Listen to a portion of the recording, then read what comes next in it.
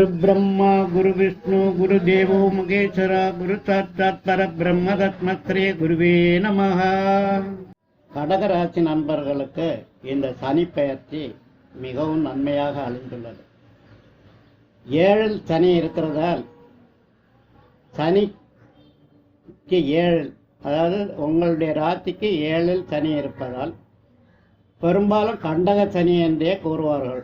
ஆனால் கண்டக சனி என்று சொன்ன உடனே நீங்கள் பயப்பட வேண்டிய தேவையில்லை. சனியோடு சேர்ந்து அங்கு குருவும் உள்ளன. குருவும் உங்கள் ராசியை பார்ப்பதால் உங்களுக்கு குரு சந்திர யோகமும் உள்ளது. ஆகவே நீங்கள் பயப்பட வேண்டிய தேவையே இல்லை. 1, 4, 9 போன்ற இடங்களை சனி பார்க்கிறது. 1, 4, 7 போன்ற இடங்களை சனி பார்க்கிறது. சனி பார்வையால் உங்களுக்கு உங்களோட 1, 4, 7, 9 இடத்தை சனி பார்க்கிறது. சனியினுடைய பார்வையால் 9ஆம் இடத்தை சனி பார்ப்பதால் உங்கள் வீட்டில் உங்கள் இல்லத்தில் சுபகாரியங்கள் நடக்கும் வாய்ப்பு உள்ளன. திருமணம் ஆகாதவர்களுக்கு திருமணமாகும். திருமணமானவர்களுக்கு குழந்தை பாக்கியம் கிடைக்கும். வயதானவர்களாக இருந்தால் அவர்களுக்கு மகன் அல்லது பேரப்பிள்ளைகள் பிறக்கும் வாய்ப்புகள் உள்ளன. பல்வேறு விதமான குடும்பம் மகிழ்ச்சியான வாழ்வதற்கான சூழ்நிலை இந்த சனி பெயர்ச்சி உங்களுக்கு அளிக்கிறது. எத்தனை நிமிஷம் ஆச்சு? 3 நிமிஷம். போருமா? இன்னும் கொஞ்சம் சொல்லுங்க. கடகத்துக்கு 2ஆம் வீடாக சூரியனுடைய நட்சத்திரத்தில், அதாவது 27/12/2020 முதல் 27/12/2021 வரை உள்ள 1 வருட காலம் சூரிய நட்சத்திரத்தில் சனி சஞ்சாரம் செய்யும் காலங்களில் உங்களுக்கு சொந்தமான பல்வேறு விதமான தொழில்களை ஆரம்பிக்கும் வாய்ப்பு உண்டாகிறது. சொந்த தொழில், சொந்தமான இடம் வாங்கியது, அதில் வீடு கட்டுறது, இந்த மாதிரிப்பட்ட நல்ல சூழ்நிலைகளும் உருவாகும். அரசியல் சம்பந்தமான இதுகளில் நல்ல பேரும் புகழும் பதவியும் உங்களுக்கு கிடைக்கும் வாய்ப்பும் உள்ளன. 28/12/2021 பிறகு 28/12/2020 வரை உள்ள 1 வருஷ காலங்களில் சந்திரனில் நட்சத்திரத்தில் சனி சஞ்சரிக்கும் காலங்கள் ஒரு சில மன குழப்பங்களை உண்டு பண்ணும் வாய்ப்பு உள்ளன. இருந்தாலும் உங்களுக்கு பாதிக்கப்படுவதான எதுவும் வரவில்லை. நீங்கள் அனுமார் கோவிலுக்கு சென்று அனுமாரை வழிபட்டு மன உறுதியாக செயல்படலாம். எங்களுக்கு வரக்கூடிய எந்த விதமான பாதிப்பும் உங்களுக்கான பாதிப்பாக கருத வேண்டாம். அதை நல்ல முடிவாகவும், கடைசியில் சனி போகும்போது வரக்கூடிய செவ்வாய், சனி என்னுடைய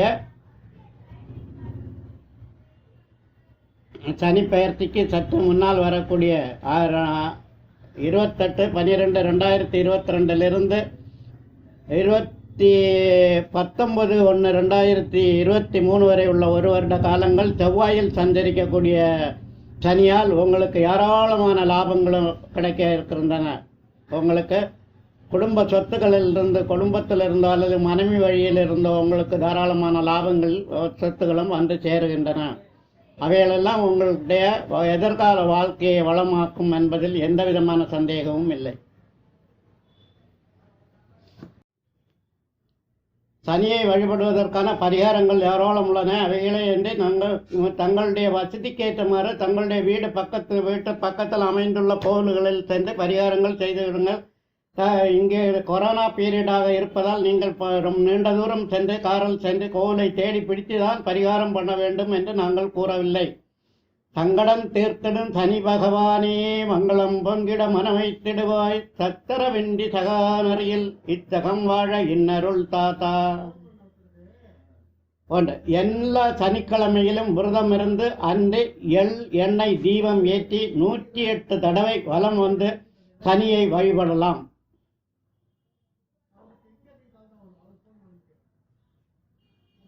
கருப்பு நிற எள் ஒரு 25 கிராம் அளவுக்கு எடுத்து ஒரு கருப்பு துணியில் மடித்து கட்டி அதை வெள்ளிக்கிழமை அன்று தூங்கும்போது தலைக்கு அடியில் வைத்துவிட்டு மறுநாள் காலையில் சனிக்கிழமை அதை எடுத்து எள்ளை 3ஆக பிரித்து ஒரு பகுதியை சாதத்தில் கலந்து காக்காவுக்கும், இன்னொரு பகுதியை எள் தீபமாகவும், 3வது பகுதியை ஓடும் தண்ணீரிலும் கரைத்து விடலாம். இது மிக சிறந்த ஒரு சனிக்கான பரிகாரமாகும். சனிக்கு எள்ளெண்ணெய் தீபம் ஏற்றி தினமும் ஓம் மந்தாய நம என்ற மந்திரம் சொல்வது மிக சிறப்பு. மொத்தமும் படிக்குவா.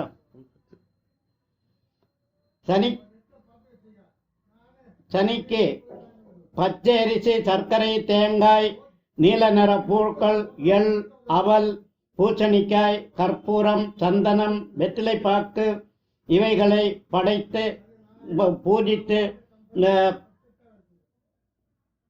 குவளை மலர் இவளை வைத்து பூஜித்து சனிக்கிழமைகளில் பூஜிப்பது மிக சிறப்பு. சனிக்கிழமை அல்லது பரிகார நபர்கள் பிறந்த நாளன்று ஆஞ்சநேயருக்கு வெற்றிலை மாலை அணிவித்து வெற்றிலை மாலை அல்லது துளசி மாலை அணிவித்து வழிபடுவது மிக சிறப்பாகும்.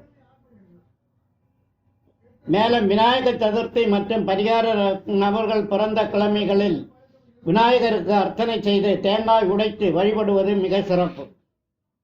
கருப்பு ஆடை அணிந்து சபரிமலைக்கு செல்பவர்களுக்கு உதவி செய்யலாம்.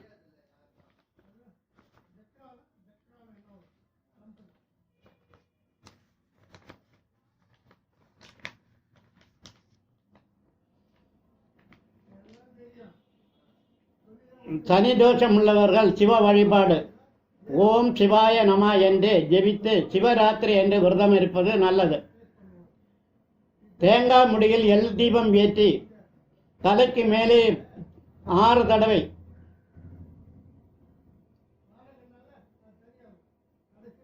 தலைக்கு மேலே வயதுக்கு ஏற்றவாறு சுற்றுவது. 6 தடவை இல்லை, வயதுக்கு எத்தனை வயசோ அத்தனை தடவை சுற்றல். அரச மரம், வெண்ணி மரத்தை சுற்றி வழிபடுவது மிக சிறப்பு. தீபம் ஏற்றி வழிபடுவது மிக சிறப்பு. கருப்பு நிற பசுக்களுக்கு தீனி அளிப்பது,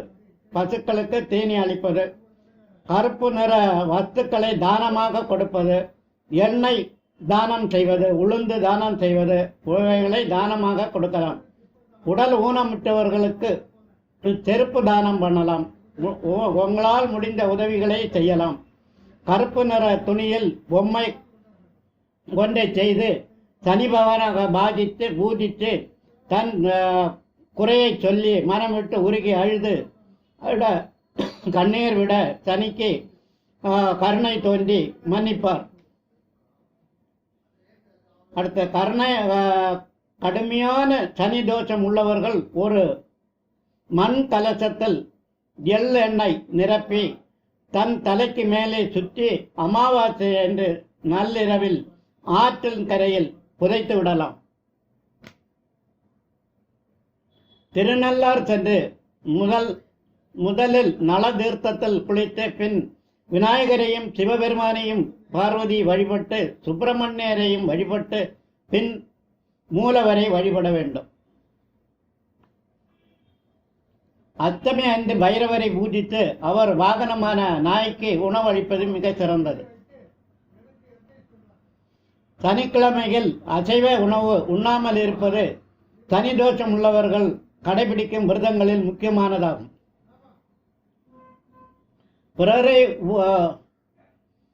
பிறர் உபயோகித்த பொருட்களை, செருப்பு, துணி போன்றவைகளை உபயோகிக்காமல், பழைய துணிகளை உபயோகிக்காமல் இருப்பது மிக நல்லது. சனியின் திருத்தலமாகிய திருநள்ளாறு, குஞ்சனூர், பொழிச்சலூர், சென்னை மேற்கு மாம்பலத்தில் உள்ள வட திருநள்ளாறு சனீஸ்வரன் கோவில் போன்றவர்களுக்கு சென்று வரலாம்.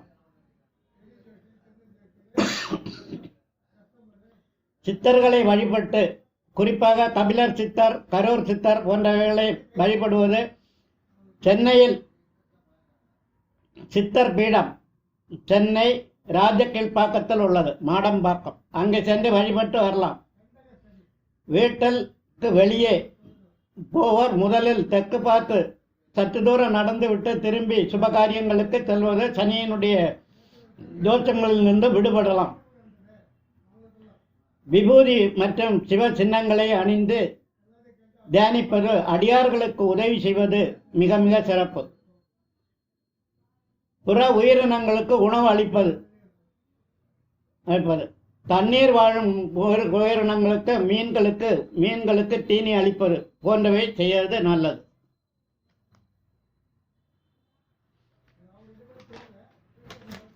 கோளார் பதியம் படிக்கலாம். தினமும் கோளார் பதியம் படியுங்கள். கோள்களால் உங்களுக்கு வரும் தோஷங்கள் விலகிவிடும். சனி பகவான எந்திரத்தை வாசலில் அரிசி மாலை கோதுமை கோலம் போட்டு வழிபட்ட எந்திரத்தை, சனியினுடைய எந்திரத்தை அரிசி மாவால் வீட்டுக்கு முன் கோலம் போட்டு அதை வழிபடுவது மிக சிறப்பு. வாசலில் இரும்பு துண்டு அல்லது 3 ஆணியை வைத்து கட்டிவிடலாம். உபயோகித்த குதிரையினுடைய டாலம், குதிரை காலில் இருக்க குதிரையினுடைய டாலம், அதை எடுத்து கொண்டு வந்து கருப்பு துணியில் கட்டி வீட்டு வாசலில் கட்டி வைப்பது மிக சிறப்பு. சனி தோஷம் வராது. சனியின் எந்திரத்தை நீங்கள் ஜாதகத்தில் இணைத்து பூஜை அறையில் வைத்துக் கொள்ளலாம். சனியால் கடுமையான தோஷம் பாதிப்பு உள்ளவர்கள் மணி மந்திர ஔஷத முறைப்படி உரிய பரிகாரங்களை நேயர்களுக்கு ஏற்ற மருந்துகளும் பயன்படுத்தி நிவாரணம் பெறலாம். தன்வந்திரி ஹோமம், கோ பூஜை, மிருத்யுஞ்ச ஹோமம் ஆகிய ஹோமங்களை செய்து பலன் அடையலாம். வயதான முதியோர்கள் மற்றும் கூலி தொழிலாளர்கள் உணவளிப்பது, அன்னதானம் செய்யலாம். வஸ்திரதானம், அன்னதானம் போன்றவைகளை செய்யலாம். படிக்கும் குழந்தைகளுக்கு புத்தகம் வாங்கி கொடுக்கலாம். ஏழை கர்ப்பிணி பெண்களுக்கு உதவலாம். முதியோர்களுக்கு, கர்ப்பிணி பெண்களுக்கு, படிப்பவர்களுக்கெல்லாம் உதவி செய்யலாம்.